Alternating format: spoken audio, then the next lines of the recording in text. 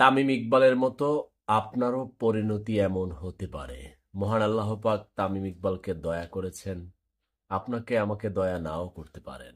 মানুষ মরণশীল, মানুষ মারা যাবে, কিন্তু নিজেদের কিছু কিছু ভুলে নিজেরাই যদি নিজেদের ডেকে আনি তাহলে তো কিছু করার নেই।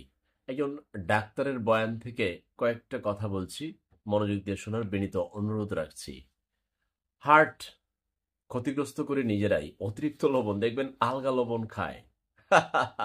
আমার এক ক্লোজ ফ্রেন্ড আছে, আরে মেসে থাকতে দেখতাম ছাত্র জীবনে, মানে তার লবণ দিছে, তারপর হচ্ছে লবণ নিবে, এরকম আপনার যদি অভ্যাস থাকে তাহলে আপনার হার্টের ক্ষতি আপনিই করবেন। অতিরিক্ত চর্বিযুক্ত খাবার খাইলে আপনি আপনার হার্টের ক্ষতি করবেন, পরবর্তীতে আপনার বিপদ আপনি ডেকে আনবেন। ফুসফুস ক্ষতিগ্রস্ত করে এদেশের পুরুষ প্রায় 95%। বুঝেন নাই? আই চুম্মা না, ধূমপান ধূমপান 95%। আর আমার গলায় কেন এত জোর জানেন? কারণ এরকম আই লাভ ইউ ধূমপান করার অভ্যাস আমার নেই। দারুণ, মহান আল্লাহ পাকের নিকট শুক্রিয়া। তো ফুসফুসের ক্ষতি করেন না পুরুষ ভাইয়েরা। বিছানায় পড়লে, অসুস্থ হলে, ক্ষতিগ্রস্ত হলে কেউ আপনার অসুখটা আপনার বহন করে নিবে না, কেউ ছবি তুলে আপনাকে দেখে চলে যাবে। পরিপাকতন্ত্র না খেয়ে থাকলে, অনেকে ডায়েট করতে গিয়ে, আমাদের মেয়েদের প্রতি সম্মান রেখে বলছি, অতিরিক্ত ডায়েট করতে গিয়ে সকালের খাবার ছাইড়িয়ে দিছে, কিন্তু একটু হলেও খেতে হবে। পরিপাকতন্ত্রের ব্যাপারটা কিন্তু আছে না খেয়ে থাকা। আবার অতিরিক্ত মশলাযুক্ত খাবার খাইলে, এটা কিন্তু ওই মেয়েরা আবার খায় না, ভাজা পোড়া ফুচকা মুচকা, আরে কত কিছু আবার পুরুষরাও খায়, এগুলো থেকে একটু দূরে থাকবেন।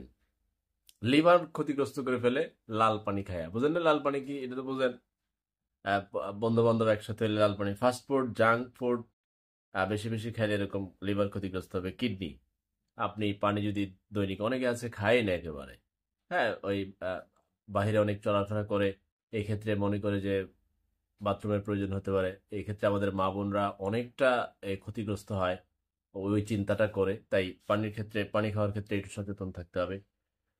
চোখ, আরে বাবারে, অন্ধকারের লাইট নিবাইয়া, হ্যাঁ মোবাইল টিপে, কম্পিউটার টিপে, ল্যাপটপ টিপে, মোবাইলটা বেশি, এইটা এইটা কতটা দেহে হেঁটে গে পোলা পাইনতে, মানে সবার প্রতি বিনীত অনুরোধ, মুরব্বীদের প্রতি অনুরোধ, অন্ধকারে লাইট অফ করে মোবাইল টিপতে যাবেন না, চোখের মারাত্মক ক্ষতি হয়।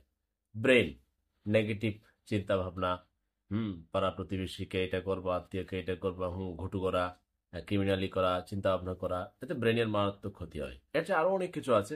এটা একজন ডাক্তারের বয়ান শুনলাম, চমৎকার লেগেছে, ভাবলাম আপনাদের সাথে ক্ষুদ্র নাগরিক হিসেবে কিছু তথ্য শেয়ার করি। সবাই আমরা ভালো থাকি, মহান আল্লাহ পাক সবাইকে ভালো রাখুন। আল্লাহ হাফেজ।